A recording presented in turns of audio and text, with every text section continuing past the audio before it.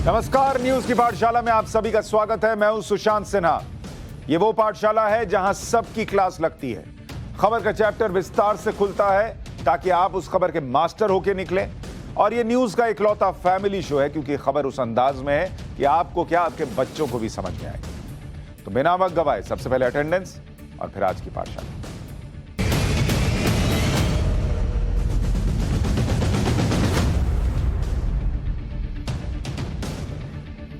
News की पाठशाला में आज क्या क्या है आपको बताऊं। ज्ञानवापी मस्जिद में शिवलिंग मिला या फव्वारा, इसके सबूत आपके सामने रखूंगा। फव्वारे वाली थ्योरी पास हुई या फेल, पाठशाला में आज इसका लाइव टेस्ट होगा। ज्ञानवापी मस्जिद का वो दरवाजा जो अभी खुलना बाकी है उसके बारे में बताऊंगा। अभी पूरा सर्वे जो है, पूरी कहानी जो है वो खत्म नहीं हुई है। वो दरवाजा कौन सा है जो अभी खुला ही नहीं और खुलेगा, उसकी बात करूंगा। ज्ञानवापी मस्जिद में वजूखाने के नीचे कौन सा सीक्रेट है, इसकी भी बात होगी। चिदंबरम के बेटे का चाइना गेट, उसके बारे में बताऊंगा। मोदी का वो प्लान जिससे देश की स्पीड 100 गुना बढ़ेगी, आज उसका भी चैप्टर होगा। लेकिन पाठशाला में सबसे पहले ज्ञानवापी मस्जिद के वजूखाने में शिवलिंग या फव्वारा, आज सबूतों के साथ इस सवाल के टेस्ट का चैप्टर।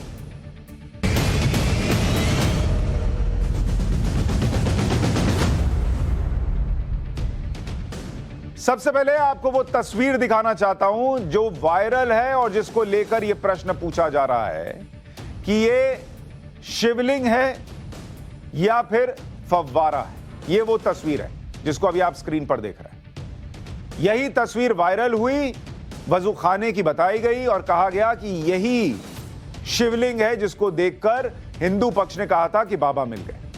मुस्लिम पक्ष ने कहा अरे किसको बता रहे हो, ये शिवलिंग है, ये तो फव्वारा है, समझ में नहीं आ रहा फव्वारा है। तो ये दोनों तरफ से बातें आई। जिस वीडियो के जरिए आई वो वीडियो भी आपको दिखा देता हूं। ज्ञानवापी के वजूखाने का वीडियो वायरल हुआ। इसमें वजूखाने की सफाई होती हुई दिखती है। पानी के पाइप से फर्श को धोया जा रहा है वो दिखता है। आसपास नल लगे हुए हैं वो दिखता है। वजूखाने के बीचों बीच एक आकृति दिख रही है। इसे ही हिंदू पक्ष और उनके समर्थक शिवलिंग बता रहे हैं, लेकिन मुस्लिम पक्ष और उनके समर्थक इसे फव्वारा बता रहे हैं। एक बार वीडियो देख लीजिए। ये वो पूरा वीडियो है जिसमें सफाई होती दिख रही है। मुस्लिम पक्ष के लोग दिख रहे हैं। आसपास नल लगा हुआ है, उस नल से पानी गिर रहा है। पाइप जो है वो कहीं और से कनेक्शन आया हुआ है और उससे सफाई की जा रही है। बीच में कुएं नुमा चीज दिख रही है, उस पर एक भाई साहब बैठे थे, उन्हें हटाया गया, उनको कैमरा दिया गया, जरा वीडियोग्राफी कर दो।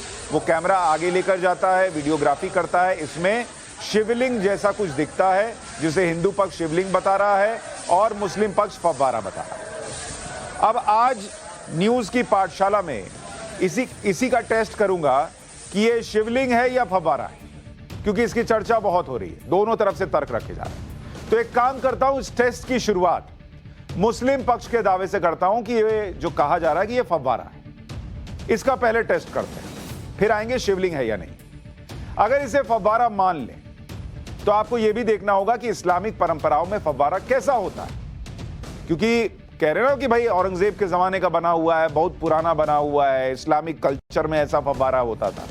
तो इसको समझने के लिए हमने रिसर्च की और इस तस्वीर में आपको नजर आ रहा है इस्लामिक इंजीनियरिंग के बारे में बताया गया है और यह दिखाया गया है कि इस्लामिक कल्चर में फाउंटेन यानी फव्वारे कैसे बनाए जाते थे। अब जरा इस तस्वीर को मैं आपको दिखाता हूं विस्तार से। जरा यहां डालिए इस तस्वीर को कि जिसे इस्लामिक कल्चर के वक्त का फाउंटेन बताया जा रहा है। इस तस्वीर को अगर आप गौर से देखेंगे तो इसको बताया जा रहा है कि यह फाउंटेन है, ठीक है। अब जरा इस पर काम करते हैं और आपको विस्तार से समझाते हैं कि अगर, हां, इसको यहां रखिए। अब इस तस्वीर को देखेंगे तो ऊपरी हिस्से में हमने ये रखा है इस्लामिक कल्चर वाला, ये इस्लामिक कल्चर का फाउंटेन है, इस्लामिक कल्चर का फाउंटेन, ठीक है, यानी फव्वारा।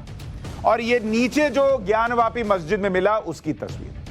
अब जरा इन दोनों तस्वीरों को अगर हम कंपेयर करें, मैच करके देखें कि अगर इस्लामिक कल्चर में ऐसे फव्वारे बनते थे तो क्या ये मैच होता है ज्ञानवापी वाले से। पहला अंतर जो नजर आता है इस्लामिक कल्चर वाली तस्वीर में जो फव्वारा है, उसके आसपास आप देखिए, ये जो आसपास आकृति बनी हुई है जिसमें फव्वारा लगाया जाता था, ये आकृति जो है वो फव्वारे की बाउंड्री जो है वो छोटी दिख रही है। मतलब यहां फव्वारा बना हुआ है और उससे नीचे है, देख रहे हैं आप, यहां पर नीचे है, ताकि ये बाउंड्री नीचे होने से हो क्या रहा है, आपको जब फव्वारे से पानी निकल रहा है तो दूर से भी दिखेगा। अरे भाई, फव्वारा लगाने का क्या मतलब है? यही ना कि लोगों को दिखे कि यहां फव्वारा है, हाँ, वो फव्वारा देखकर आंखों को नयन सुख मिलना जिसको कहते हैं, खूबसूरती की बात होती है। तो ये फव्वारा ऐसा था कि इसमें बाउंड्री नीचे और ऊपर फव्वारा बह रहा है। अब आप जरा ये ज्ञानवापी वाला देखिए, इसमें ये फव्वारा अगर है जो दावा किया जा रहा है, तो इसके इतने ऊपर तक तो दीवार बनी हुई है। इस फव्वारे को अगर आप पीछे से देखेंगे, अगर वीडियो आपके पास भी मौजूद होगा, उसमें दूर से तो फव्वारा दिखेगा ही नहीं। तो फिर ये बाउंड्री के अंदर कौन फव्वारा बनाता है? तो पहला अंतर तो यही दिख गया कि यहां बाउंड्री नीचे है और यहां बाउंड्री फव्वारे के ऊपर चली गई, तो ये कैसा फव्वारा है? पहला प्रश्न। अब आपको दूसरी बात बताता हूं, दूसरा अंतर क्या है। इस्लामिक कल्चर वाले फव्वारे में पानी निकलकर आसपास गिर रहा है, और जिस फव्वारे से पानी निकल रहा है उसकी आकृति शिवलिंग की तरह नहीं है। अब अगर आप अंदर देखेंगे, जरा इसको जूम करके दिखाइए, इसके अंदर जो आकृति बनी हुई है जिससे कहा जा रहा है कि भाई ये फव्वारा जो है वो निकल रहा है, ये अंदर पहली आकृति मैंने आपको ड्रॉ करके दिखाई। इससे जो ये दोनों तरफ गिर रहा है ये पानी है, ठीक है। अंदर जो ये आकृति है, ये अगर आप देखेंगे तो सुराही नुमा बनी हुई है पहले में। दूसरे में कैसी बनी हुई है? दूसरे में ये बर्तन की तरह की बनी हुई है और इसमें भी गोल बीच में छेद है। और तीसरी जो बनी हुई है ये घड़े के जैसी बनी हुई है। एक भी आकृति जो उस जमाने में होती थी जिससे फव्वारा निकलता था, वो कोई भी शिवलिंग की तरह नहीं है। नीचे कैसी आकृति आप ये देखिए, ये पूरी तरीके से जैसे शिवलिंग होता है वैसी नजर आती है। तो ये दूसरा अंतर है। अगर इस्लामिक कल्चर के हिसाब से जो उस जमाने में फव्वारे होते थे उसको कंपेयर करें, साफ अंतर दिखता है। अब आपको तीसरी बात बताता हूं। इस्लामिक कल्चर वाली तस्वीर में फव्वारे के बीच में छेद है जिससे पानी निकल रहा है। ये जो आप हिस्सा देख रहे हैं ना, इसको जूम करके दिखाइए। ये यहां छेद है, यहां छेद है, यहां छेद है, और इससे पानी दाहिने बाएं गिर रहा है। ये देख रहे हैं, ये दाहिने बाएं पानी गिर रहा है। यहां भी देखिए ऐसी आकृति सी बन रही है और पानी गिर रहा है। कई बार आपने बड़े बड़े होटल्स में भी आजकल ऐसे फव्वारे देखे हों, उनके रिसेप्शन पे लगे रहते हैं। ज्ञान वाली वापी वाला जो वीडियो बताया जा रहा है, वायरल वीडियो, उसमें अगर आप देखेंगे तो ऊपर जो है वो ऐसा लगता है जैसे कोई पिज्जा है। ये देख रहे हैं, कोई पिज्जा नुमा चीज दिख रही है जिसके 4-5 टुकड़े बने हुए हैं। इसमें कोई वैसा छेद जो है सुराही नुमा वो नहीं बना हुआ जिससे पानी निकले। यहां ऐसी कुछ आकृति बनी हुई है जो क्या है वो समझ में नहीं आ रहा। और इसको अगर आप देखिएगा तो यहां से ऐसे कनेक्टेड लगती है जैसे ऊपर से लगी हुई है। तो जो फव्वारे का पहला टेस्ट है, वो टेस्ट इस्लामिक कल्चर से कंपेयर करने पर फव्वारों को वो मैच नहीं होता। तो कल्चर के हिसाब से तो ये मामला सेट नहीं बैठ रहा बॉस। ये फव्वारा कल्चर वाले टेस्ट में तो पास नहीं हो रहा। ऊपर से सीमेंटेड कुछ रखा हुआ ऐसा लग रहा है। एक तस्वीर आपको और दिखाता हूं, इसमें आपको और जो आकृति है वो कल्चरल जो मैं आपको बता रहा था, वो आपको और क्लियर हो जाएगी कि कैसे लिली के आकार की है, शील्ड के आकार की है, स्पेयर के आकार की है, वो आपको दिख रहा है। एक भी शिवलिंग के आकार की आपको दिख रही है? बिल्कुल नहीं दिख रही। तो फव्वारा का इस्लामिक कल्चर टेस्ट फेल। अब आपको ये एलईडी पर अगर दिखाइए, जरा दिखाइए, ये जो मैं आपको दिखा रहा था, देखिए अब तो बड़ा बड़ा दिख रहा है। ये देख रहे हैं, ये कैसे सुराही नुमा है, ऊपर चला गया जैसे बीकर होता है। अगर इसको देखिए, ये भी सुराही नुमा है। कोई शिवलिंग दिख रहा है आपको इसमें? कुछ नहीं दिख रहा है। तीसरी तस्वीर, ये घड़े नुमा दिख रहा है, ये घड़े जैसा। इसके अंदर भी कोई शिवलिंग जैसी आकृति नजर नहीं आ रही। ये इस्लामिक कल्चर था। और आज की तारीख में जो आपको यहां दिख रहा है वो कैसा दिख रहा है? ये देखिए, ये शिवलिंग के आकार का दिख रहा है। ये देख रहे हैं, ये इधर और ये इधर। इसलिए मैं कह रहा हूं कि पहला टेस्ट तो ये फव्वारा फेल हो गया। अब आपको दूसरी मस्जिदों में मौजूद फव्वारे भी दिखाता हूं जिससे तस्वीर और क्लियर हो सके भाई कि कहीं और किसी मस्जिद में, क्योंकि बहुत लोगों ने कहा कि अरे वजू खाने में तो होता ही होता है, हर वजू खाने में फव्वारा होता है, ऐसा ही होता है। तो हमने कुछ प्रसिद्ध मस्जिदों को ढूंढा और उनसे ज्ञानवापी मस्जिद को मैच करके देखा। यह कोलकाता की नखोदा मस्जिद के वजूखाने का फाउंटेन है। यह कहीं से भी उस तरह का फाउंटेन नहीं है जिसको लेकर मुस्लिम पक्ष और उनके समर्थक ज्ञानवापी मस्जिद में फव्वारा होने का दावा कर रहे हैं।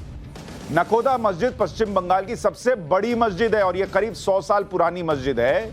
इसमें जो फव्वारा है, इसको अगर आप देखिएगा जरा, इसकी तस्वीर मैं यहां से इसको हटाता हूं, जरा यहां पे इस मस्जिद के वजूखाने की तस्वीर डालिए और दिखाइए कैसा फव्वारा है। तो ये जो है, जरा इसको जूम करके दिखाइए।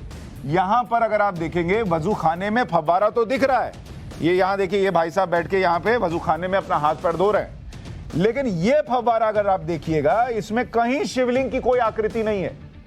इसको दिखाइए नीचे, यहां पर ये है फव्वारा इस वजूखाने में, और इसमें एक लेयर ये बना हुआ है, एक लेयर ये बना हुआ है और एक बड़ा सा बना हुआ है, जैसे आप कहीं गार्डन वार्डन में देखते हैं वैसा है।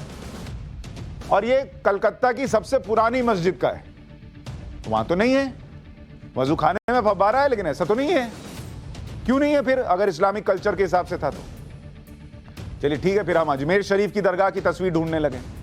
यहां भी जो फाउंटेन या फव्वारा है वो वैसा नहीं है जैसा ज्ञानवापी मस्जिद में फव्वारा होने का दावा किया जा रहा है। अजमेर शरीफ दरगाह का फव्वारा चारों तरफ से किसी कुएं से नहीं ढका हुआ है, खुला हुआ मामला है, और फव्वारा साफ साफ दिख रहा है और वजूखाने के पानी के ऊपर बना हुआ है। ये सारी पुरानी दरगाहें हैं, पुरानी मस्जिदें हैं जिनका मैं जिक्र कर रहा हूं, और वहां पर जो वजूखाना है उसमें एक में भी वैसी तस्वीर, वैसा फाउंटेन नहीं दिख रहा है। गजब की बात है। फिर हमने अपनी पड़ताल को और पुख्ता करने के लिए देश की कई मस्जिदों के वजूखाने की तस्वीरें देखी। हमको तो कहीं नहीं दिखी बॉस। कोई कहेगा भेज देगा तो वो दिखा दूंगा, लेकिन हमको तो कहीं नहीं मिली। ज्ञानवापी में जैसी तस्वीर दिखी, अगर वो फाउंटेन है और इस्लामिक कल्चर के हिसाब से है, तो किसी और मस्जिद में क्यों नहीं दिख रही? दिल्ली के जामा मस्जिद की तस्वीर है ये। यहां भी फव्वारा किसी ढांचे से ढका हुआ नहीं है। बीच में आप देख रहे हैं ये हिस्सा जो दिख रहा है, इसकी तस्वीर जरा आपको दिखाता हूं। यहां डालिए अगर दिल्ली के जामा मस्जिद की तस्वीर। अब जरा अगर आप देखेंगे, ये दिल्ली के जामा मस्जिद के में जो फाउंटेन है उसकी तस्वीर, और ये आपको क्लोज शॉट दिखा रहा हूं। ये भी आपको कहीं से शिवलिंग नजर आ रहा है? ये फाउंटेन आपको शिवलिंग लगता है? नहीं है। और इसके आसपास भी कोई कंस्ट्रक्शन नहीं है। अगर इसका लॉन्ग शॉट डालेंगे यहां पर, तो फव्वारा पानी के बीचों बीच बना हुआ है, साफ साफ नजर आ रहा है, और इसमें कहीं से शिवलिंग की कोई आकृति की दूर दूर तक। अब यहां देखिए, ये आप लॉन्ग शॉट देख रहे हैं, और यहां पर ये जो हिस्सा देख रहे हैं, ये आपका फाउंटेन है। यहां तो कोई आपको गोल सी आकृति, कुएं नुमा चीज वो तो नहीं दिख रही। आसपास लोग वजू कर रहे हैं और एक ऐसा लगा हुआ है जिसमें कोई आकृति जो है वो शिवलिंग जैसी नहीं है। हमको कहीं नहीं मिल रहा है भाई। ये कौन सा आर्किटेक्ट था जिसने सोचा कि पूरी दुनिया में, पूरे देश में जो फव्वारे बनाएंगे वजूखाने में, उसमें कहीं भी जो है वो ज्ञानवापी मस्जिद जैसा नहीं होना चाहिए? ऐसा कौन सा कलाकार था भाई? नहीं मिल रहा। फिर ज्ञानवापी मस्जिद में मिली आकृति को फव्वारा बताए जाने का हमने रियलिटी चेक भी किया। अब तक जिन मस्जिदों या दरगाह की तस्वीरें हमने आपको दिखाई, वहां फव्वारा था। फिर हमने ग्राउंड पर उतरकर यह भी जाना कि क्या वाकई मस्जिदों के वजूखाने में फव्वारा होना जरूरी है, या आमतौर पर फव्वारा ही होता है। कई लोगों ने दावा किया था कि भाई हर जगह फव्वारा होता है। तो पटना के जामा मस्जिद की तस्वीर आपको दिखा रहा हूं। यहां वजूखाने में कोई फव्वारा नहीं है, यहां नल लगा हुआ है, लोग नल के सामने बैठ रहे हैं, कान मुंह हाथ नाक सब धो रहे हैं, नमाजी जो है फिर नमाज पढ़ने अपना चले गए। यहां तो कोई फव्वारा नहीं है। तो यह कहना कि हर मस्जिद में वजूखाने में फव्वारा होता ही है, यह भी बात गलत हो गई। हमने कहा चलिए पटना में नहीं होगा, लखनऊ चलते हैं। लखनऊ की शाही मस्जिद ईदगाह की तस्वीर आपको दिखाता हूं। यहां भी वजूखाने में नल लगा हुआ है, कोई कुआं नहीं, कोई फव्वारा नहीं। तो फव्वारा हर टेस्ट फेल करता जा रहा था। ज्ञानवापी मस्जिद के वजूखाने में कुएं के अंदर जिस फव्वारे में होने का दावा किया जा रहा है, वो दावा तकनीकी तौर पर भी मजबूत नहीं लगता। हमें लगा कि चलिए ठीक है, सब बात में ये फव्वारा फेल हो रहा है, टेक्निकली चेक करें कि ऐसा हो सकता है कि नहीं। तो क्यों हमें लगा कि तकनीकी तौर पर भी ये दावा मजबूत नहीं लगता कि ये फव्वारा होगा? इसकी कई वजह हैं। पहली वजह यह है कि फव्वारे के आसपास पानी की पाइपलाइन ही नहीं दिख रही। ये कहां से पानी आ रहा है? पानी का मन कर रहा है कि चलो थोड़ा निकलकर लहराते हुए ऊपर जाएं और नाच कराएं और थोड़ा दुनिया का मनोरंजन करें, ऐसा तो हो नहीं सकता। कहीं से तो पाइप आएगी, कहीं से तो पाइपलाइन में पानी आना चाहिए, कहीं से कुछ तो होना चाहिए। कल हमने सोहन लाल जी से बात की थी जो अंदर गए थे, उन्होंने भी कहा कि हमने आसपास ढूंढा, कहीं पाइप नहीं थी। हमने कहा चला के दिखाइए, तो उन्होंने कहा ये 50 साल से खराब पड़ी हुई है। तो इतना सब कुछ हो गया, एक इसको ठीक नहीं करा पाए वो लोग। ये जैसे शाहीन बाग में कुदरती बिरयानी बट रही थी, वैसे ही ये कुदरती पानी आता है क्या इस फव्वारे से? कोई पाइप ही नहीं है। खैर चलिए, हो सकता है हमें ना दिखाओ, किसी को ना दिखाओ, कुछ हो कुदरती। दूसरी वजह हमें क्या लगी कि ये क्यों फव्वारा जो है टेस्ट पास नहीं कर रहा, कि फव्वारे को चलाने के लिए ज्यादा प्रेशर की जरूरत होती है, तब ना पानी ऊपर पंप मारेगा। आज के जमाने में क्या करते हैं लोग, मोटर लगा लेते हैं, मोटर से पानी जो है वो ऊपर जाता है और फव्वारा दिखता है। पहले के जमाने में फव्वारे को चलाने के लिए किसी बड़े पानी के टंकी को ऊंचाई पर रख देते थे, क्योंकि पंप नहीं होता था। तो क्या होता था कि ऊपर से प्रेशर से पानी नीचे आया तो उसी से फव्वारे से ऊपर जाता था। अब वजू खाने के आसपास ना तो कोई मोटर दिख रही है, ना पानी की कोई बड़ी टंकी दिख रही है जो ऊंचाई पर हो। अब जो बड़े बड़े वैज्ञानिक हैं वो खुद अपने बाल नोच रहे हैं कि कैसा फाउंटेन है भाई, कैसे चलता था, ना कोई टंकी दिखती है, ना मोटर दिखता है, ना पाइप दिखता है। बड़ा जादुई करिश्माई फाउंटेन है। तीसरी टेक्निकल वजह, फव्वारे के कंस्ट्रक्शन की बात करते हैं। किसी भी फव्वारे के स्प्रिंकलर पॉइंट, यानी वो जगह जहां से फव्वारे से पानी निकलता है, वो कभी आपने किनारे की बाउंड्री से नीचे नहीं होते देखिए, क्योंकि फव्वारा ढक जाएगा और फव्वारे का पानी बाहरी दीवारों से टकराने लगेगा तो उसकी सुंदरता ही ढक जाएगी। फिर फव्वारा बनाने का मतलब क्या रहा, जब फव्वारा इतना अंदर डाल दिए और उसका पानी निकल रहा है तो अंदर जाके झांकिएगा तब दिख रहा है, दूर से दिखाई नहीं। अभी मैंने आपको जितनी मस्जिदों में फव्वारा दिखाया, सब जगह बाहर ना था, कहीं छुपा हुआ था क्या? क्या अंदर जाइए और देखिए, अरे इसके अंदर तो फव्वारा है, सुनो आओ देखो, ऐसा होता है क्या? दूर से आदमी फव्वारा देख कर आता है। ये कौन था ऐसा भाई जो ऐसा फव्वारा बनाया जो कहीं मिलता नहीं, और दूसरा ऐसा बनाया जो पैमाने पे ठीक बैठता नहीं? समझ में नहीं आ रहा उसका इंक्रीमेंट करना है कि इतना ऐसा बना दिया जो कहीं नहीं है, या उसका जो है पैसा काट लेना है कि कैसा बनाया हो जी, दूर से दिखता नहीं। खैर, चौथी वजह, अगर मान भी लेते हैं कि यह फव्वारा सुंदरता के लिए नहीं बना था, तो उस फव्वारे से पानी निकलकर क्या होगा? कुएं में भरता होगा, फिर भरे हुए कुएं से पानी छलक कर वजू खाने में गिरता होगा, और नमाजी जो है वो जो छलक छलक कर पानी गिर रहा होगा उससे हाथ पैर धोते थे क्या? तो सिर्फ वजू खाने में पानी भरने के लिए एक कुआं बनाए, फिर कुएं में फव्वारा लगाए, फिर वो फव्वारे से पानी जो है लहरा लहरा के निकला और लहरा लहरा के कुएं के बाउंड्री से गिरा, तब जाके हाथ पैर धोए। ये कौन सा लॉजिक है जो हजम होगा क्या? इतना क्यों मेहनत किए कि कुआं बनाए, उसमें फव्वारा लगाए, वो भरेगा तो भाई उससे धोएंगे कैसे? क्योंकि अगर वो गिरेगा भी तो साइड में लहरा लहरा के सट सट के गिरेगा, तो कैसे हाथ पैर धोइएगा? तो जिसको अगर इतनी मेहनत करनी थी, या तो फाउंटेन ही लगा के छोड़ देता, वो दीवार नहीं बनाता, आसपास गिरता रहता, लोग उसी से धोते रहते। तो टेक्निकलिटी के हिसाब से भी जाइएगा तो फाउंटेन फेल हो जाता है। तो ये हमारा आकलन, अब कोर्ट क्या कहेगा वो तो कोर्ट जाने, लेकिन ये बातें मैं आपके सामने रख रहा हूं कि ऐसा फाउंटेन कहीं दिखता नहीं, इस्लामिक कल्चर में नहीं दिखता, वैसी आकृति नहीं दिखती, कहीं पाइप नहीं दिखता, कहीं पानी नहीं दिखता, कहीं टंकी नहीं दिखता, और आकृति भी सेट नहीं होती। फव्वारा तो पास में और बॉस। अब जरा चलते हैं शिवलिंग का टेस्ट करते हैं, क्योंकि कहा यह गया कि यह शिवलिंग है,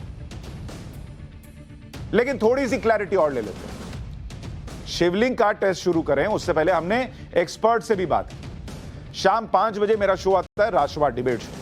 उसमें मैंने आज आर्कियोलॉजिकल सर्वे ऑफ इंडिया के पूर्व डायरेक्टर डॉक्टर अमरेंद्र नाथ को बुलाया था। उन्होंने 2 बड़ी बात कही। मैंने उनसे पूछा कि सर आपको क्या लग रहा है, आप तो इतना अनुभवी आदमी है, आर्कियोलॉजिकल सर्वे ऑफ इंडिया के डायरेक्टर रहे हैं। तो उन्होंने 2 बात कही। पहला कि मुगल पीरियड में जो वजू खाने में फव्वारे बनते थे वो ऐसे नहीं होते थे, तो वो फव्वारे को एक तो नकार रहे हैं। और दूसरी बात, उन्होंने दावा किया कि शिवलिंग से ऐसा लगता है कि छेड़छाड़ हुई है। देखने में शिवलिंग लग रहा है, छेड़छाड़ हुई लग रहा है, बाकी पास से देखेंगे तो ज्यादा पता चलेगा। लेकिन उन्होंने शुरुआती तौर पर जो दिख रहा है उस पर यह टिप्पणी की कि फव्वारा नहीं लग रहा, शिवलिंग लग रहा है, और शिवलिंग से छेड़छाड़ हुई है, जानबूझकर कुछ ऊपर जोड़ा गया, ये उन्होंने कहा। एक बार सुनिए उनको। ये जो तस्वीर दिखाई जा रही है उसके आधार पर ये फव्वारा नहीं दिखता है, क्योंकि जितने भी फव्वारे हम देख रहे हैं इस मुग़ल पीरियड के जो मस्जिद हैं उसमें वजू में जो बने हुए हैं कहीं कहीं पर देखे जाते हैं, वो उसमें फ्लोरल पैटर्न होते हैं ऊपर में और एक टोटी लगी रहती है। और यहाँ जो दिखाया जा रहा है उसमें लगता है कि शिवलिंग के साथ छेड़छाड़ हुई है और जो रिंग जैसा फॉर्मेशन इसके चारों तरफ है और उसके बीच में एक सिलेंड्रिकल चीज़ जो दिखाई पड़ रही है, उसके ऊपर हेमिस्फेरिकल जो सिचुएशन होनी चाहिए वो नहीं है, बल्कि टॉप पर एक डिस्क जैसा फॉर्मेशन है और वो डिस्क में कुछ 5 रेडियल मार्क्स इनग्रेविंग्स हैं, उसके ऊपर इनग्रेविंग्स दिखाई पड़ रहे हैं रेडियल तरीके के। तो ये इसके साथ छेड़छाड़ हुई है और अगर वो सचमुच में ये इसी जगह पर शिवलिंग है तो फिर इसके साथ छेड़छाड़ हुई है, अन्यथा कोई और स्थल शिवलिंग का होना चाहिए। तो अब आप सुन रहे हैं, आर्कियोलॉजिकल सर्वे ऑफ इंडिया के पूर्व डायरेक्टर कह रहे हैं कि फव्वारा जैसा तो नहीं लग रहा, छेड़छाड़ लग रही है, शिवलिंग जैसा लग रहा है और इसकी जांच होनी चाहिए। कुएं में शिवलिंग मिलना कोई नई बात नहीं। अब शिवलिंग का जरा टेस्ट करते हैं। कुछ लोगों ने कहा कि भाई कुएं में शिवलिंग कैसे मिलेगा। मैं आपको उदाहरण देता हूं कि कुएं में शिवलिंग मिल सकता है या नहीं। 2 साल पहले इसी वाराणसी के ही बबनियाव में करीब 200 साल पुराने कुएं की खुदाई हो रही है। वहां क्या मिला? शिवलिंग मिला। जो तस्वीर आप देख रहे हैं ये शिवलिंग कुएं में मिला, उसकी तस्वीर आपको दिखा रहा हूं। तो जो ज्ञानी और महानुभाव कह रहे हैं कि अरे कुएं के अंदर शिवलिंग कैसे हो सकता है, ये तो नहीं हो सकता। कुएं के अंदर खुदाई में भी शिवलिंग मिला भाई। अच्छा, अब आप कहेंगे कि चलिए एक उदाहरण हो सकता है, आपको और उदाहरण देता हूं। ओडिशा के बालासोर में बाबा भुसंडेश्वर मंदिर का शिवलिंग आपको दिखा रहा हूं। यह 12 फीट ऊंचाई और 14 फीट चौड़ाई का शिवलिंग है, जो दुनिया में सबसे बड़े शिवलिंग में से एक है। अब अगर आप इस शिवलिंग को देखेंगे और ऊपर अगर नाग देवता न बैठे हों तो एक बार के लिए कोई कह सकता है ये तो फाउंटेन है, लेकिन अगर आप इसको गौर से देखेंगे तो ऐसे शिवलिंग मिलते हैं, ऐसे शिवलिंग होते हैं, इनकी पूजा की जाती है। ऊपर सिर्फ एक आकृति लगाने भर की देर है और दुनिया में बहुत महानुभाव ऐसे मिलेंगे जो इसको भी फाउंटेन बता देंगे। अब आपको इस तरह के कई शिवलिंग मिल जाएंगे जो कुएं या गहरे स्थान में बने हुए हैं। ऐसे ही एक शिवलिंग की तस्वीर आपको और दिखा रहे हैं। यह भी तस्वीर देखिए। जो लोग कह रहे थे कि भाई ऐसे अंदर शिवलिंग कैसे होते हैं, देखिए ये भी कुआंनुमा दिख रहा है और अंदर शिव जी बैठे हुए हैं, शिवलिंग दिख रहा है। आपको कर्नाटक के हम्पी की तस्वीर दिखाता हूं, जहां जमीन के नीचे विशालकाय शिवलिंग, जमीन के नीचे। यह हम्पी के बदवी लिंग मंदिर की तस्वीर है। यहां 3 मीटर ऊंचाई का शिवलिंग है। जिस तरह कल सर्वे के दौरान शिवलिंग मिला था वो जगह भी आपको दिखाते हैं। काशी विश्वनाथ मंदिर के ड्रोन विजुअल से शिवलिंग मिलने की जगह साफ हो रही है और नंदी की पोजीशन और शिवलिंग की पोजीशन बिल्कुल वैसी ही है जैसे शास्त्रों के अनुसार होनी चाहिए। मतलब जिस तरफ नंदी देख रहे हैं बिल्कुल ठीक उधर ही शिवलिंग मिलने की बात है। अब आपको पूरा तस्वीर, परिसर, कहां पर नंदी है और कहां पर शिवलिंग मिला है, वो सारी बातें, और वजूखाना कहां है, वो आपको पूरा मैप दिख रहा है। एक एक चीज कोरिलेट हो रही है। लेकिन इसी बीच एक और बड़ी बात हुई। हिंदू पक्ष ने वाराणसी की जिला अदालत में नई अर्जी लगा दी और नए सर्वे की मांग की, जिस पर सुनवाई होगी। हिंदू पक्ष की मांग है कि अभी वजूखाने के नीचे सर्वे होना बाकी है। वजूखाने से एक सीढ़ी नीचे जा रही है, इसमें आगे दरवाजा और पत्थर लगे हैं। इसके लिए कोर्ट में एप्लीकेशन दी गई कि इस दीवार को हटाया जाए और नीचे जाने की परमिशन दी जाए। अभी जिस तहखाने की वीडियोग्राफी हुई है वो तहखाना पीछे है और वो व्यास जी के तहखाना है जो नंदी जी के बिल्कुल सामने है। एक तहखाना वजूखाने के नीचे है जिसे मुस्लिम पक्ष ने दीवार से चुनकर बंद कर रखा है, जिसको खोलना है, और वजूखाने के बगल से नीचे रास्ता बना हुआ है। अब एक काम करते हैं, ये जो मैं आपको शिवलिंग के बारे में और बता रहा था इसकी थोड़ी और जानकारी दूं, उससे पहले हमारे मेहमान हमारे साथ जुड़ गए हैं। विष्णु जैन जी जो इस पूरे मामले में वकील भी हैं और पूरे सर्वे में थे। विष्णु भाई, आपका पहले तो बहुत बहुत शुक्रिया। आपकी तबीयत ठीक नहीं है फिर भी आपने वक्त निकाला, और महादेव आपको जल्दी ठीक करें। लेकिन ज़रा ये बताइए कि ये जो पूरी लड़ाई और बहस छिड़ गई कि शिवलिंग है कि फव्वारा है, आपने तो पास से देखा होगा, आपका आकलन क्या कह रहा है और क्यों कह रहा है?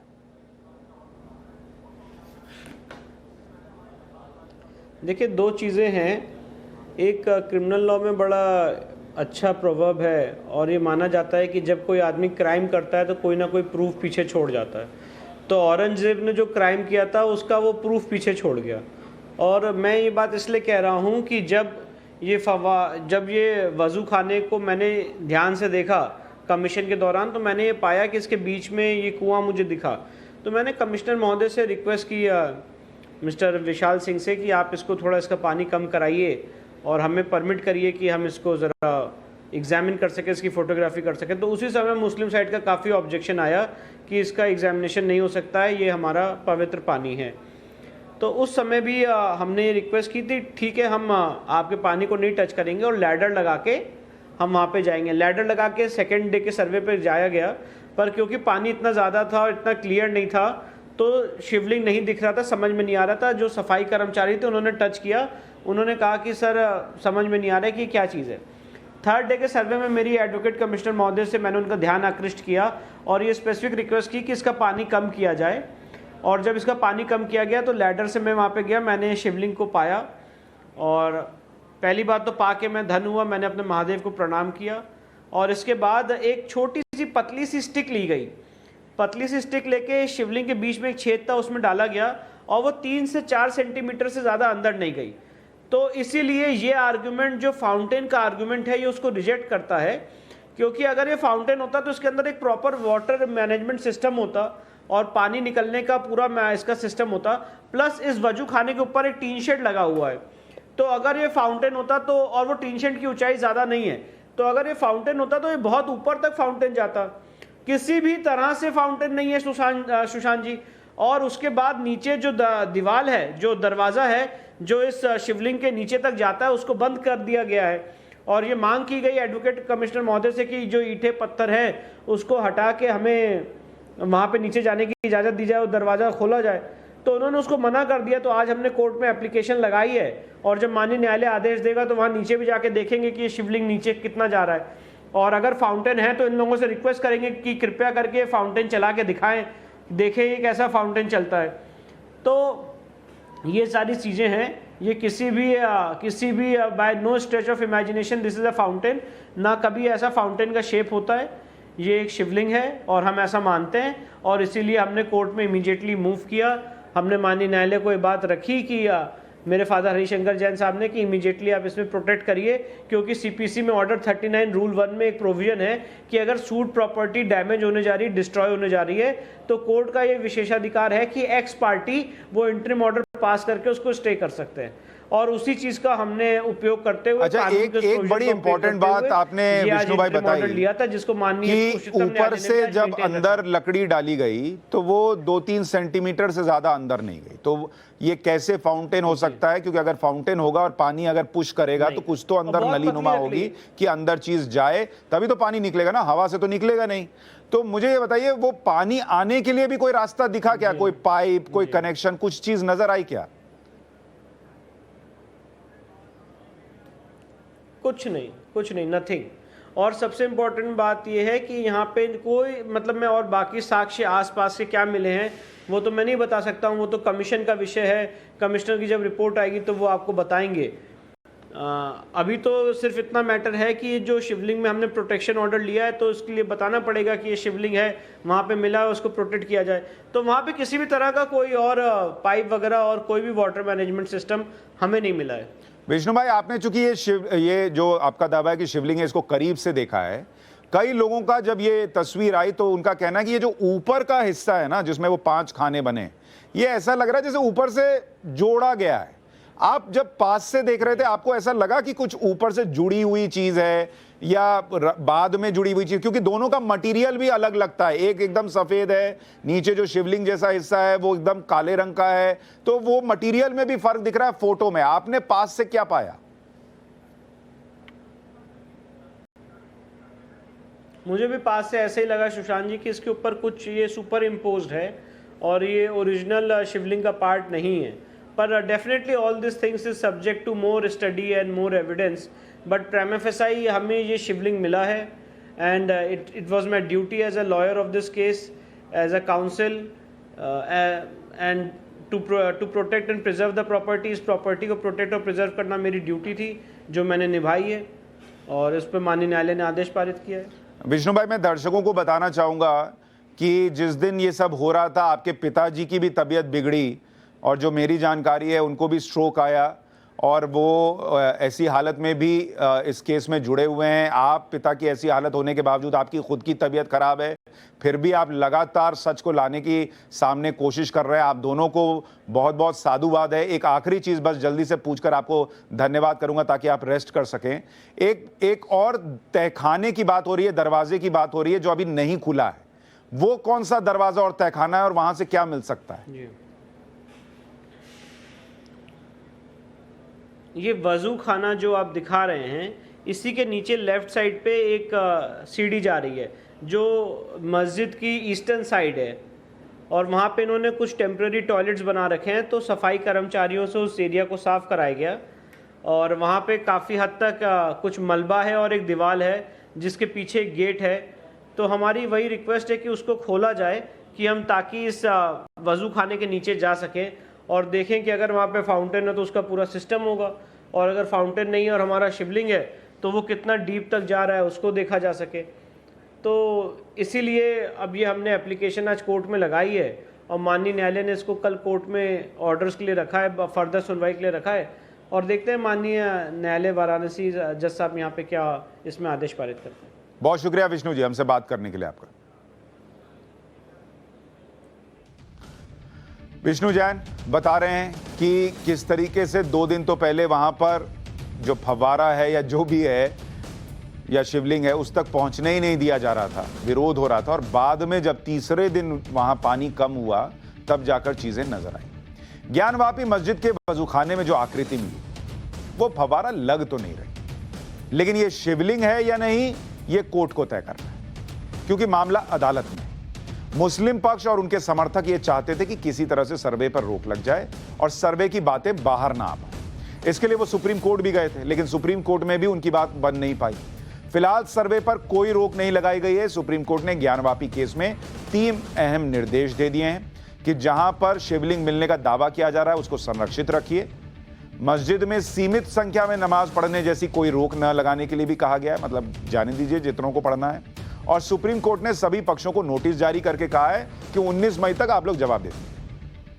यानी जो बात वाराणसी कोर्ट ने कही थी कि शिवलिंग मिलने वाली जगह को प्रोटेक्ट किया जाए, वही बात सुप्रीम कोर्ट ने भी कही। फर्क बस इतना है कि यह कहा गया कि नमाज पढ़ने पर कोई रोक नहीं लगाई जाएगी। नमाज पढ़ने पर पहले भी कोई रोक नहीं थी। वाराणसी की अदालत ने सिर्फ इतना कहा था कि 20 की संख्या में नमाजियों को इजाजत दीजिए, क्योंकि हिंदू पक्ष की यह आशंका थी कि जिस दिन सुबह 10:30 बजे शिवलिंग मिलने का दावा है उस दिन अगर बड़ी संख्या में वहां नमाजी जाते तो अहम सबूत नष्ट हो सकता था। यह हिंदू पक्ष को डर था। इसलिए फिलहाल के लिए मस्जिद में नमाजियों की संख्या को सीमित किया गया है क्योंकि वजूखाने से मिले अहम सबूत को संरक्षित करना था। अब सुप्रीम कोर्ट की सुनवाई से भी यह बात साफ हो गई है कि नमाज पढ़ने से कोई दिक्कत नहीं है, लेकिन वजू खाने वाली जगह को प्रोटेक्ट किया जाएगा। इसी बीच वाराणसी की जिला अदालत की सुनवाई में भी अहम अपडेट हुए। कोर्ट ने सर्वे टीम की रिपोर्ट पेश करने के लिए 2 दिन का अतिरिक्त समय दे दिया। हालांकि कोर्ट ने इस केस में मुख्य एडवोकेट कमिश्नर अजय मिश्रा को हटा दिया है। अजय मिश्रा के बारे में कहा गया कि उनके सहयोगियों ने सर्वे की जानकारियां लीक की। अब बाकी 2 एडवोकेट कमिश्नर ज्ञानवापी मस्जिद परिसर में हुए सर्वे की रिपोर्ट तैयार करेंगे। जब से ज्ञानवापी मस्जिद में शिवलिंग मिलने का दावा किया गया और उसकी तस्वीरें सामने आई तो कई लोग ना इसका मजाक उड़ाने लगे। ये शिवलिंग कैसे है? अच्छा, शिवलिंग के प्रकार की दूसरी आकृतियां दिखाकर कहने लगे कि ये भी शिवलिंग है, ये भी शिवलिंग है, यहां भी खुदाई कर दो। मजाक बना रहे थे। लेकिन थोड़ा बुद्धि लगाना पड़ेगा ना बॉस। असल में ये ऐसे लोगों की बंद सोच का नतीजा है क्योंकि जिस जगह पर शिवलिंग मिलने का दावा किया गया वो भगवान शिव का स्थान रहा है। हवा में नहीं कह दिया कि यहां पर शिवलिंग मिल गया है। पूरी कहानी है, पूरे तथ्य हैं, पूरे इतिहास के पन्ने हैं, तब जाकर वहां कोई चीज मिली है तो कहा जा रहा कि यह शिवलिंग हो सकती है। रैंडम नहीं कि कहीं भी कह दिया यहां शिवलिंग मिल गई। तो जरा थोड़ा दिमाग में ना फव्वारे का पानी नहीं तेल डालिए, तब दिमाग की नसें खुलेंगी, समझ में आएगा कि क्यों कहा जा रहा है। क्योंकि इतिहास कह रहा है जो, उसको जोड़िएगा तो शिवलिंग जहां मिलने की दावा है उसमें कोई आश्चर्य नहीं लगेगा। ऐतिहासिक तथ्य हैं जिनसे कोई इनकार नहीं कर सकता। हमने आपको पाठशाला में एक प्रसिद्ध अंग्रेज यात्री पीटर मैंडी की बात बताई थी, जो मुगल बादशाह शाहजहां के काल में भारत आया था। वो आगरा गया था और वाराणसी गया था। 1632 में पीटर मैंडी ने काशी विश्वनाथ मंदिर और शिवलिंग का जो वर्णन किया था, वो पहला ऐतिहासिक आंखों देखा वर्णन था। पीटर मैंडी ने अपनी किताब the travels of Peter Mandy में लिखा था कि बनारस में खत्री, ब्राह्मण और बनियों की बस्ती है। वहां पर दूर दूर से लोग देवताओं की पूजा करने आते हैं। इनमें काशी विश्वेश्वर महादेव का मंदिर सबसे प्रसिद्ध है। मैं उसके अंदर गया। उसके बीच में एक ऊंची जगह पर लंबोदर सादा पत्थर है। उस पर लोग नदी का पानी, फूल, अक्षत, घी चढ़ाते हैं। पूजा के समय ब्राह्मण कुछ पढ़ते रहते हैं। ये शिवलिंग है। ये उस ट्रैवलर ने लिखा है 16वीं शताब्दी में, 1632 में। तो जो लोग मजाक बना रहे हैं, भाई कोर्ट क्या कहेगा मुझे भी नहीं पता, लेकिन मजाक बनाने के पहले वहां दावा क्यों हो रहा है इसको समझो। हवा में बात ना करो। गणेश, चतुर्भुज और देवी के मंदिर हैं, यह भी लिखा है उस किताब में। मंदिरों के द्वार पर नंदी होते हैं। पीटर मैंडी की किताब में काशी विश्वनाथ के शिवलिंग का स्केच भी दिया गया है। ये जो आपको तस्वीर दिखा रहा हूं, ये उस जमाने का उसने एक स्केच तैयार किया कि कैसे लोग जा रहे हैं और शिवलिंग पर जल चढ़ा रहे हैं। ये भी तस्वीर है 1632 की, तब की बनी हुई। तो जरा जब तक कोर्ट न कह दे कि क्या है और क्या नहीं, थोड़ा भावनाओं को कंट्रोल में रखिए, फाउंटेन की तरह उछलिए मत। पाठशाला में अब बात कांग्रेस के नेता और पूर्व गृह मंत्री पी चिदम्बरम के बेटे पर लगे वीजा घोटाले के आरोपों के चैप्टर।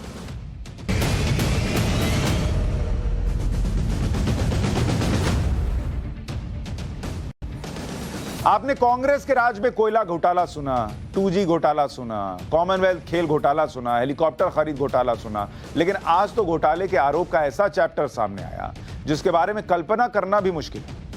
कांग्रेस के बड़े नेता और पूर्व केंद्रीय मंत्री पी चिदम्बरम के बेटे कार्ति चिदम्बरम पर आरोपों की फाइल्स फिर खुल गई है। सीबीआई ने आज रिश्वत लेकर वीजा दिलाने के मामले में कार्ति चिदम्बरम के दिल्ली, मुंबई और चेन्नई समेत 9 ठिकानों पर छापे मारे। कार्ति चिदम्बरम पर आरोप है कि उन्होंने रिश्वत लेकर चीन के इंजीनियर्स, वही चीन जिसके लिए राहुल गांधी कहते रहते हैं कि इनको आंख दिखाइए, उस चीन के इंजीनियर्स, प्रोफेशनल और कामगारों को भारत का वीजा दिलाया, ये उन पर आरोप लग रहा है। और कार्ति चिदम्बरम पर क्या आरोप है वो भी जल्दी से बता देता हूं। पूरा मामला 2010 से 14 का है और आरोप है कि कुल 50 लाख रुपए लेकर चीन के 263 नागरिकों को वीजा दिलवाया था। सीबीआई ने आज जब छापेमारी की तो पी चिदम्बरम ने टाइमिंग पर सवाल उठा दिए। ये तो हमेशा होता है, लेकिन असली बात उनके बेटे कार्ति चिदम्बरम ने कही। उन्होंने ट्वीट किया कि ये कितनी बार हुआ है मैं गिनती भी भूल गया हूं, मतलब कितनी बार मेरे यहां छापा पड़ गया मैं गिनती भूल गया हूं, इसका एक रिकॉर्ड होना चाहिए। इतना बड़ा आरोप लग रहा है, इतना बड़ा मामला है और आरोप भी राष्ट्रीय सुरक्षा को खतरे में डालने का है, लेकिन पी चिदम्बरम के बेटे को इससे कोई फर्क नहीं पड़ता। वो सफाई देने की बजाय तंज कस रहे हैं, व्यंग्य कर रहे हैं। सवाल अब यह है कि कार्ति चिदम्बरम को चीन के नागरिकों को वीजा दिलवाने की जरूरत क्यों पड़ी भाई? ये 263 चीन के नागरिक कौन थे, किस लिए भारत आ रहे थे, इसकी भी पूरी डिटेल जान लीजिए। चीन की एक प्राइवेट कंपनी पंजाब के मानसा में 1980 मेगावाट का थर्मल पावर प्लांट लगा रही थी। 2011 का साल तक था जब यह प्रोजेक्ट पूरा नहीं हो पाया था। अगर ज्यादा देर होती तो प्रोजेक्ट कैंसिल हो जाता। प्रोजेक्ट को जल्दी पूरा करने के लिए कंपनी को चीनी प्रोफेशनल्स की जरूरत थी, लेकिन नियम के मुताबिक किसी भी एक प्रोजेक्ट के लिए तय सीमा से ज्यादा विदेशी प्रोफेशनल को नहीं लगाया जा सकता था। इसलिए चीनी प्रोफेशनल को वीजा मिलना मुश्किल था। इसी मुश्किल को हल करने के लिए कार्ति चिदम्बरम से संपर्क साधा गया कहा जा रहा है और उस वक्त पी चिदम्बरम देश के गृह मंत्री थे। आरोप है कि कार्ति चिदम्बरम ने पिता के गृह मंत्री होने का फायदा उठाकर 263 चीनी प्रोफेशनल्स को वीजा दिलवाया और इसके बदले 50 लाख रुपए की रिश्वत मांगने का उन पर आरोप है। ऐसा नहीं है कि कार्ति चिदम्बरम पर पहली बार घोटाले का आरोप लग रहा है। कार्ति चिदम्बरम और पी चिदम्बरम पर आरोपों की पुरानी फाइल है। पी चिदम्बरम और Karti Chidambaram INX media case में भी आरोपी हैं। जांच एजेंसी के मुताबिक कार्ति चिदम्बरम ने आईएनएक्स मीडिया को 305 करोड़ की फॉरेन फंडिंग लेने के लिए गलत तरीके से फॉरेन इन्वेस्टमेंट प्रमोशन बोर्ड से मंजूरी दिलाई थी। ये 2007 का मामला है और तब वित्त मंत्री कौन थे? पी चिदम्बरम, उनके पापा। ऐसे ही एक और मामला एयरसेल मैक्सिस डील में सामने आ चुका है। बात साल 2006 की है, तब भी चिदम्बरम वित्त मंत्री थे। आरोप है कि पी चिदम्बरम ने एयरसेल मैक्सिस डील के लिए गलत तरीके से फॉरेन इन्वेस्टमेंट प्रमोशन बोर्ड से मंजूरी दिलाई। पी चिदम्बरम और कार्ति चिदम्बरम दोनों पिता पुत्र इसमें भी आरोपी हैं। अजब संयोग है नहीं, जब चीन के प्रोफेशनल को गलत तरीके से वीजा मिला तो पी चिदम्बरम गृह मंत्री थे। जब फॉरेन इन्वेस्टमेंट प्रमोशन बोर्ड ने गलत तरीके से फॉरेन इन्वेस्टमेंट को मंजूरी दी, आरोप लगा, तो पी चिदम्बरम वित्त मंत्री थे। मतलब कार्ति चिदम्बरम पे जहां जहां गलत करने का आरोप लगा वहां वहां उनके पप्पा थे। चिदम्बरम के बेटे कार्ति के बारे में भी आपको जान लेना चाहिए। कार्ति चिदम्बरम अभी तमिलनाडु की शिवगंगा लोकसभा सीट से कांग्रेस के सांसद हैं। आईएनएक्स मीडिया केस में कार्ति चिदम्बरम जेल जा चुके हैं। सीबीआई और ईडी दोनों एजेंसियां अलग अलग मामले में कार्ति के खिलाफ जांच कर रही हैं और राजनीति में आने से पहले कार्ति अपना बिजनेस करते थे। कार्ति ने कैम्ब्रिज यूनिवर्सिटी से कानून की पढ़ाई भी की और ये लोग जेल रहे हैं। आईएनएक्स मीडिया केस में पी चिदम्बरम 106 दिन तिहाड़ जेल में थे और आईएनएक्स मीडिया केस में ही कार्ति चिदम्बरम 22 दिन जेल में थे। यूपीए का राज भी लेकिन गजब था नहीं, सत्ता से बाहर हुए 8 साल हो गए लेकिन उनके राज के जो घोटाले के आरोप है वो खत्म ही नहीं होते, खुलते रहती है फाइल। पीएम मोदी ने आज इसका जिक्र भी किया जब वो 5G सर्विस के टेस्ट बेड का उद्घाटन कर रहे थे, तो पीएम ने क्या कहा एक बार सुन लीजिए। 2G का काल, 2G का काल यानी निराशा, हताशा, करप्शन, पॉलिसी पैरालिसिस, और आज उस कालखंड से बाहर निकलकर देश ने 3G से 4G और अब 5G और 6G तक की तरफ तेजी से कदम बढ़ाए हैं। प्रधानमंत्री नरेंद्र मोदी 5G का जिक्र कर रहे थे, तो पाठशाला में टेक्नोलॉजी की क्लास में जरा इस 5G का चैप्टर भी खोलते हैं।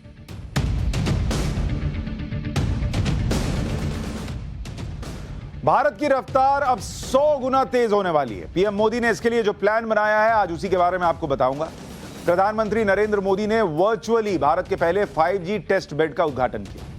टेस्ट बेड प्रोजेक्ट भारत के 8 संस्थानों ने मिलकर तैयार किया है। यह प्रोजेक्ट देश में 5G सर्विस शुरू करने के लिए पहला कदम है। टेस्ट बेड प्रोजेक्ट को दूरसंचार मंत्रालय ने फंड किया है और इसकी लागत 224 करोड़ रुपए है।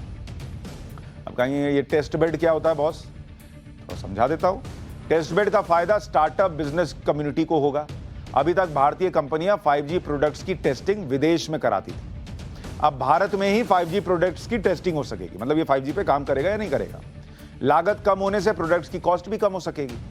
प्रधानमंत्री मोदी ने जिस टेस्ट बेड प्रोजेक्ट का उद्घाटन किया उसके बारे में थोड़ा बता दूं। टेस्ट बेड प्रोजेक्ट 2018 में शुरू किया गया था। टेस्ट बेड प्रोजेक्ट को 8 संस्थानों ने मिलकर तैयार किया है। इसमें IIT मद्रास है, IIT Delhi, IIT Hyderabad, IIT Kanpur समेत 8 संस्थान। टेस्ट बेड पूरी तरह से भारत में बना स्वदेशी 5G सिस्टम है। फिलहाल ये 5G सर्विस शिक्षा, रिसर्च, सरकारी संस्थाओं और उद्योगों को मिल रही है। टेस्ट बेड से भारत में 5G का इकोसिस्टम तैयार करने में भी मदद मिलेगी। टेस्ट बेड के उद्घाटन के बाद उम्मीद है कि अगले कुछ महीनों में पूरे देश में 5G इंटरनेट सुविधा मिलने लगेगी। भारत में अभी इंटरनेट की 3G और 4G सर्विस चल रही है। 5G इससे कैसे अलग होगी, क्या कमाल कर देगी? देखिए 3G में क्या होता है कि स्पीड जो है वो 21 Mbps यानी 21 Mbps तक की होती है 3G में। 4G की स्पीड जो है वो 200 Mbps तक चली जाती है और 5G की जो स्पीड है वो 1000 Mbps की होती है। मतलब 3G से कंपेयर कीजिएगा तो कहां 3G, कहां 4G और कहां 5G। 3G में रिस्पॉन्स टाइम 100 से 500 मिलीसेकंड का है, 4G में रिस्पॉन्स टाइम 100 मिलीसेकंड का है और 5G में रिस्पॉन्स टाइम 1 मिलीसेकंड का। मतलब इधर दबाए उधर हुआ खट खट। 3G में 1 किलोमीटर दायरे में 2000 तक डिवाइस कनेक्ट होते हैं। 4G में 1 किलोमीटर के दायरे में 4000 डिवाइस कनेक्ट होते हैं। 5G में 1 किलोमीटर के दायरे में 10 लाख डिवाइस कनेक्ट हो सकेंगे।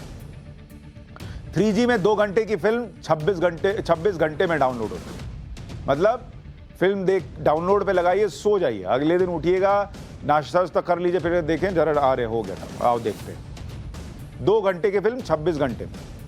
4G में 2 घंटे की फिल्म 5 से 6 मिनट में डाउनलोड होती है। मतलब इधर आप फिल्म डाउनलोड में लगाए, उधर कुछ नाश्ता पानी अपना लेके बैठे, उसके बाद डाउनलोड, अरे हो गया, चलो खाते खाते देख ली।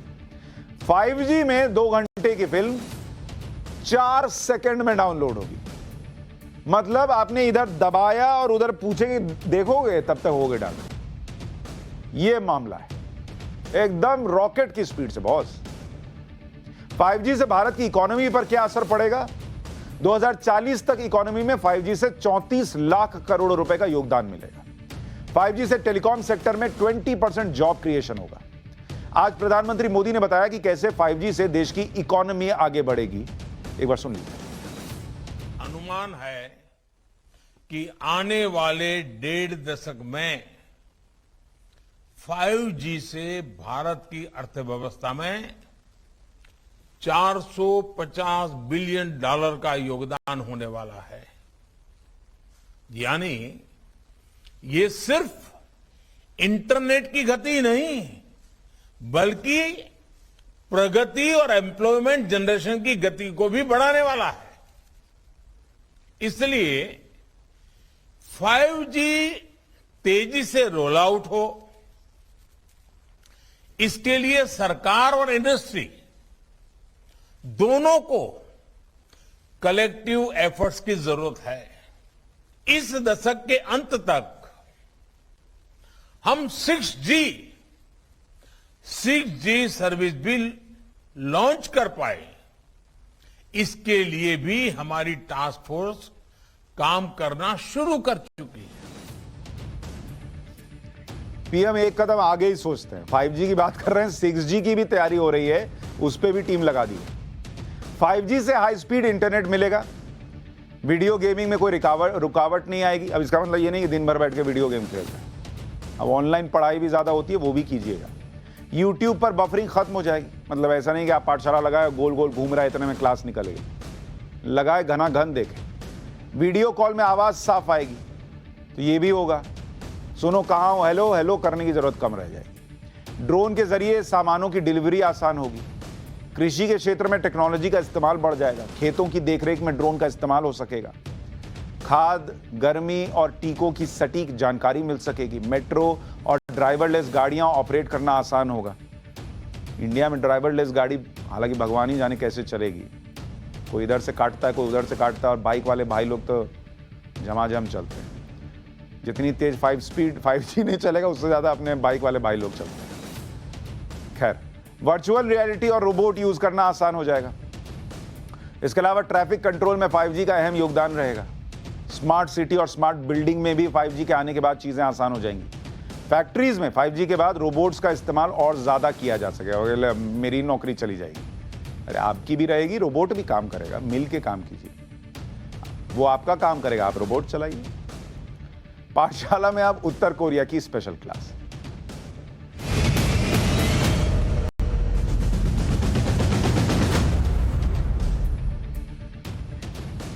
नॉर्थ कोरिया में कोविड महामारी तेजी से फैल रही है।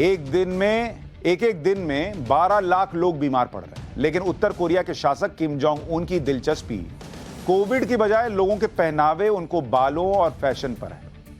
उत्तर कोरिया में टाइट जीन्स पहनने पर, सुन रहे हैं, टाइट जीन्स पहन लीजिए उत्तर कोरिया में तो जेल हो सकती है। किम जोंग के मुताबिक वेस्टर्न फैशन लोगों को करप्ट कर रहा है, जिससे लोग पूंजीवादी विचारधारा से प्रभावित हो जाएंगे। एक तरह से किम जोंग ने वेस्टर्न कंट्रीज के खिलाफ फैशन वॉर छेड़ दी। उत्तर कोरिया के सुप्रीम लीडर किम जोंग ने देश में पश्चिमी फैशन पर बैन लगा दिया। किम जोंग के प्रतिबंधों का सबसे ज्यादा असर लड़कियों और महिलाओं पर हो रहा है। उत्तर कोरिया में लड़कियों के स्किन फिट जीन्स पहनने पर बैन है, महिलाओं के टाइट पैंट पहनने पर बैन है। लड़कियों का टाइट कपड़े पहनना अश्लील फैशन की कैटेगरी में डाल दिया गया है। कपड़ों पर विदेशी ब्रांड का नाम भी नहीं दिखना चाहिए। किम जोंग के मुताबिक टाइट कपड़े पहनने वाली लड़कियां, महिलाएं बुरी मानसिकता वाली होती हैं, उनसे समाज पर गलत असर पड़ता है। इसके अलावा पश्चिमी कपड़े पहनने से उत्तर कोरिया के युवाओं के अंदर राष्ट्रवाद की भावना कम हो जाएगी, कम हो रही है कह रहा है, इसलिए टाइट कपड़ों पर बैन लगा दिया गया। टाइट ट्राउजर और स्किन फिट जीन्स पर बैन को लागू करवाने की जिम्मेदारी किम जोंग ने सोशलिस्ट पेट्रियोटिक यूथ लीग को सौंप दी। ये लीग किम जोंग की फैशन पुलिस के तौर पर काम कर रही है। सोशलिस्ट पेट्रियोटिक यूथ लीग लड़कियों और महिलाओं के वीडियो बना लेती है, फिर लड़कियों और महिलाओं के कपड़ों पर नजर भी रख रही है। नियम तोड़ने वालों को यूथ लीग के दफ्तर में घसीट के लाया जाता है, जहां दोषी से खुद की आलोचना करने वाला लेटर लिखवाया जाता है कि लिखो तुमने गलत किया है, तुम हो ही इसी लायक कि तुमको घसीट के लाए। फिर पश्चिमी फैशन के कपड़े नहीं पहनने का वादा करवाया जाता है। घर से सामान्य कपड़े आने के बाद ही उनको छोड़ा जाता है। मतलब घर से कपड़ा लेके कोई आएगा ढीला डाला तो वो पहन के फिर वो लोग बाहर निकलते। लगातार नियमों का उल्लंघन करने वालों को जेल तक भेज दिया जाता है। नियम तोड़ने वालों का नाम, उनके घर और ऑफिस का पता सार्वजनिक किया जाता है। पूरी प्रक्रिया का वीडियो दूसरे लोगों को दिखाया जाता है जिससे वो ऐसा काम ना करें। उत्तर कोरिया के कई शहरों में ऐसे ही वीडियोस के आधार पर सेमिनार आयोजित कराए जा रहे हैं, जहां इन वीडियोस को दिखाकर लोगों का ब्रेन वॉश किया जाता है कि पश्चिमी सभ्यता को फॉलो करने पर क्या नतीजा हो सकता है। तो मतलब टाइट कपड़े नहीं पहन सकते। लेकिन मैं आपको ईमानदारी से बताऊं, मुझे लगता है ये भाई खुद टाइट कपड़े नहीं पहन पाता है, इसका खाने पे ज्यादा ध्यान है, इसलिए दूसरों को भी नहीं पहनने दे रहा है। सोचिएगा। पाठशाला में कल मिलेंगे 8:55।